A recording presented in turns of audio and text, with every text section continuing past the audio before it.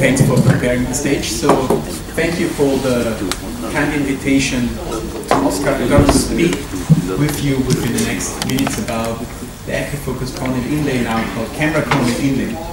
And I don't know if you know it, but I'm from Salzburg. Salzburg is situated in Austria, quite in the middle of Europe. And you're all kindly invited to visit our city, and I'm going to give you some insider tip. If you're going to Salzburg, I would like you to visit this place. It's called Hangar 7. It's a cocktail bar and somewhere you can eat. It's owned by Dietrich Mateschitz, the guy who owns Red Bull. So I don't know if you know that. Red Bull is a typical Salzburg liquid. And I think it's one of the few places in the world where you can eat and drink and also can see some beautiful planes and cars. It's a real very unique situation. And I don't have a financial interest now in the topic. So you all know that presbyopia is thought by many of us to be the last frontier in cataract and refractive surgery, and you have so many choices, so many different implants, lenses, which you can address the needs of your patients. You have all these lenses, you can change the cornea with different laser procedures, you can even change something at the sclera, or you can put some inlays into the cornea.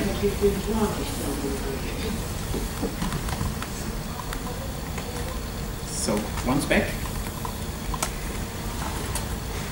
And the idea to get rid of reading glasses is not a very new one.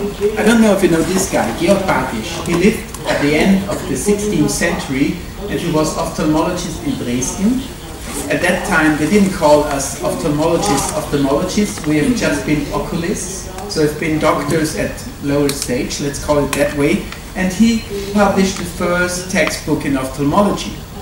And he has a very famous prescription to get rid of your reading glasses.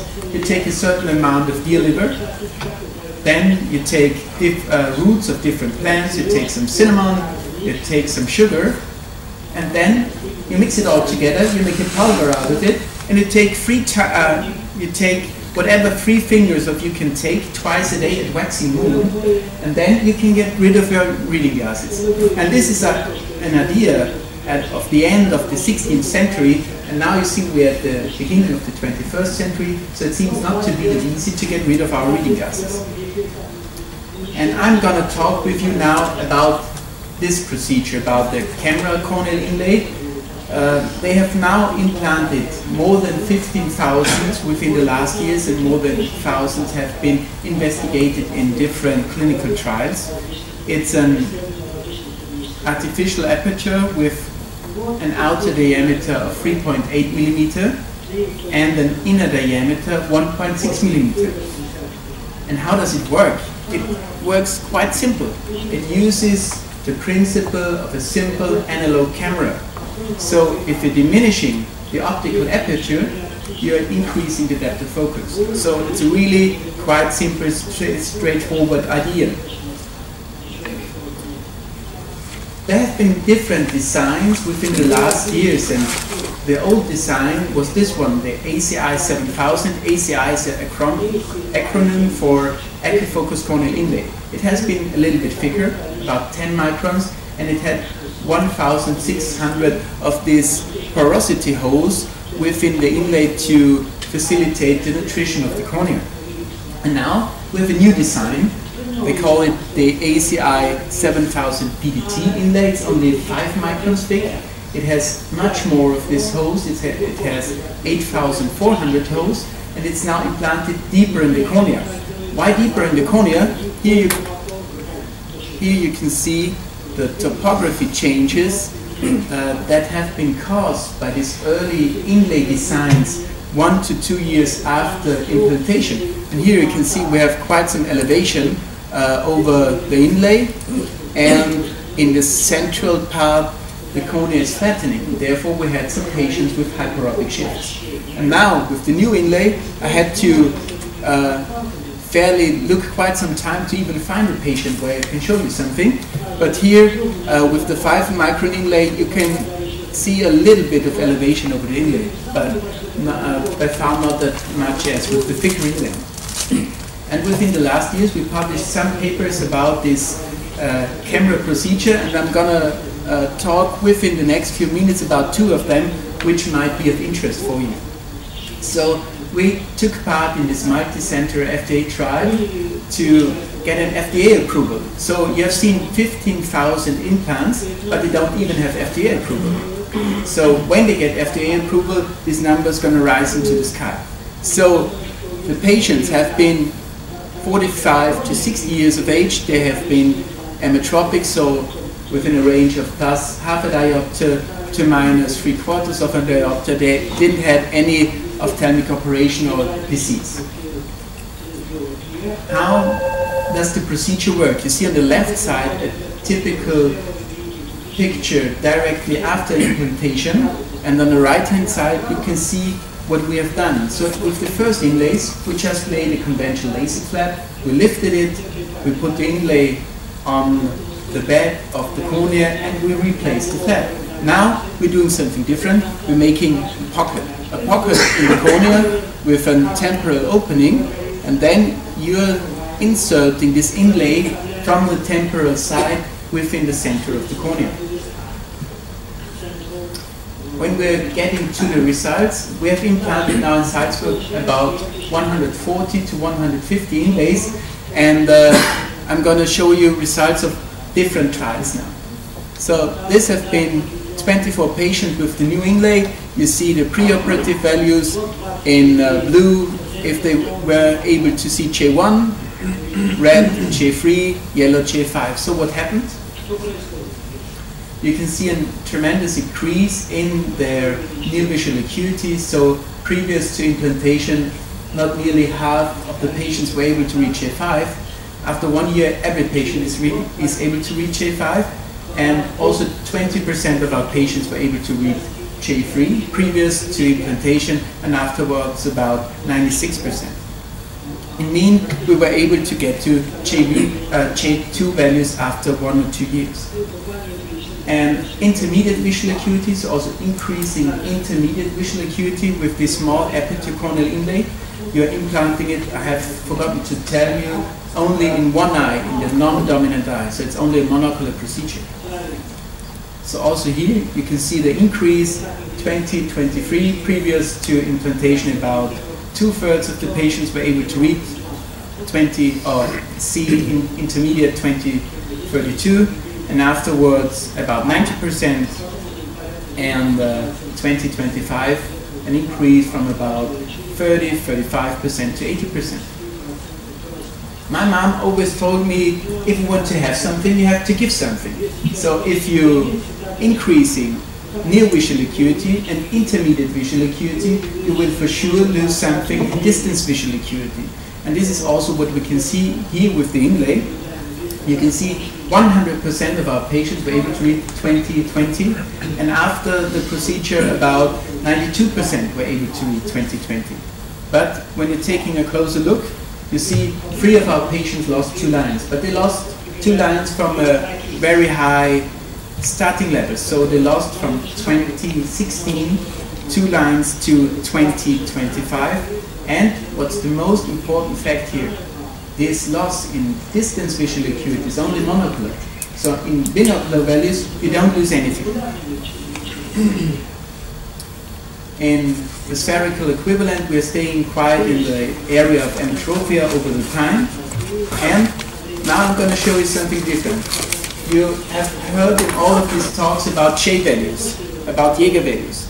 But these Jaeger charts have been invented by one of my Viennese colleagues in 1854. So these are really old charts, and there are about 20 or 30 different Jaeger charts all over the world.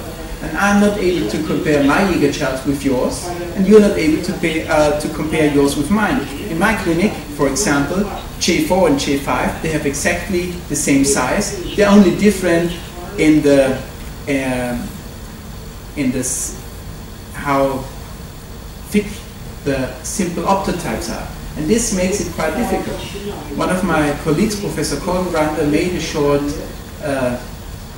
trial where he collected about 20 available EGA charts all over the world, and he found differences up to 6 lines within different EGA charts. So when I'm talking about J2, you might see J1, or you might even see J5. So therefore, we thought, okay, we might need something different to get to a better evaluation of reading abilities.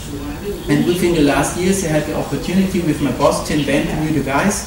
It's so-called Salzburg Reading Desk. Salzburg Reading Desk, of course, it was invented in Salzburg. And you can evaluate different things with this reading desk. And I'm a fan also of this principle, the keep it simple, stupid principle.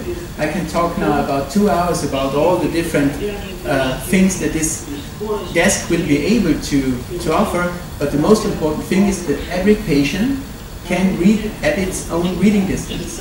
So when I'm going to make a short investigation within this room, everybody of us will have a little bit different reading distance. We might have reading distances between 30 and 55 centimeters, and it's not quite fair to evaluate every patient at 40 centimeters.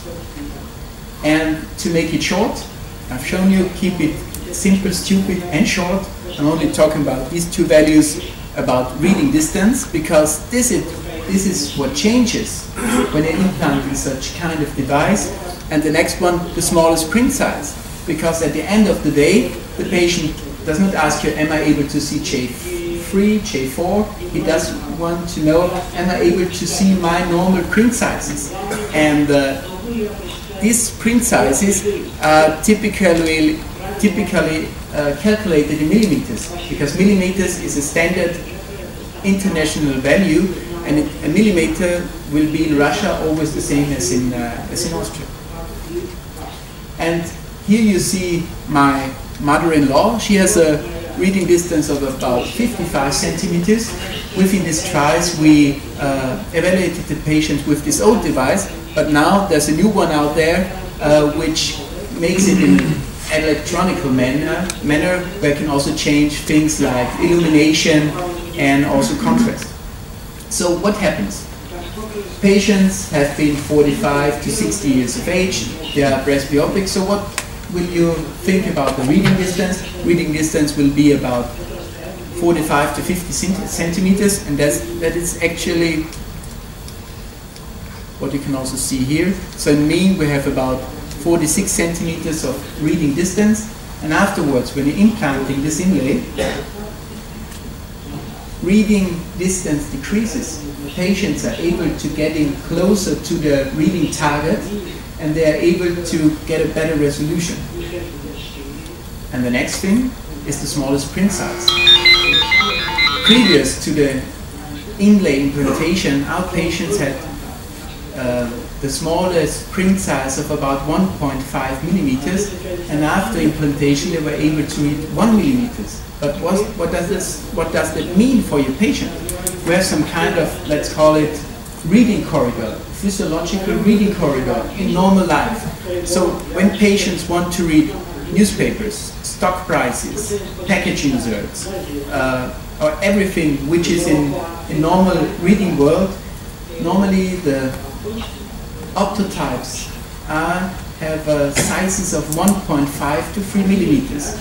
So with every surgical procedure you have, if you're getting your patients below this threshold, when you're able to get with any surgical procedures that your patients are able to read print sizes smaller than 1.5 millimeter, these patients are gonna be able to read every normal reading equivalent. And this is what you can also see here, so patients are able surely to read newspapers and everything afterwards without any problem. The next topic is about patient satisfaction. On the left-hand side you have the values for bright light, and on the right-hand side you have the values for dim light. The outer diameter of the inlay is 3.8 millimeters, so for sure the inlay will work better in good lighting conditions. So when the pupil is around or close to 3.8 millimeters, you have the biggest increase in intermediate and near visual acuity. As soon as the pupil gonna get wider, these values will decrease. And here you can see what happens. So in their satisfaction values where 7 is very good and 0 is very poor, you get an increase in reading newspapers and all these things for near, but you can see here the values are bigger for bright lighting conditions than for dim lighting conditions. For the intermediate values you can see exactly the same. So you have also here bright and dim light, so a bigger increase in intermediate visual acuity satisfaction values in bright lighting condition than in dim lighting conditions. And a very important value is patient satisfaction for distance. So they are losing something. I showed you this 3 patient that lost 2 lines, but when you're taking their satisfaction values, they're staying quite stable. You might have a little bit of decrease, but at least the patients, they don't mention it.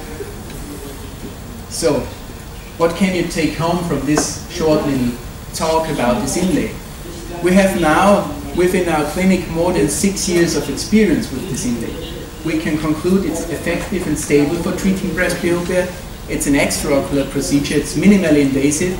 You are able to achieve high patient satisfaction values or levels, high spectacle independency. It works better in bright light than dim lighting conditions. You have a small decrease in uncorrected distance visual acuity, but here I want to point out once more, only monocular, no binocular loss. It's potentially removable, and the big advantage is only a monocular procedure. Then I want to thank you for your attention and say goodbye to you with some impressions of beautiful Salzburg.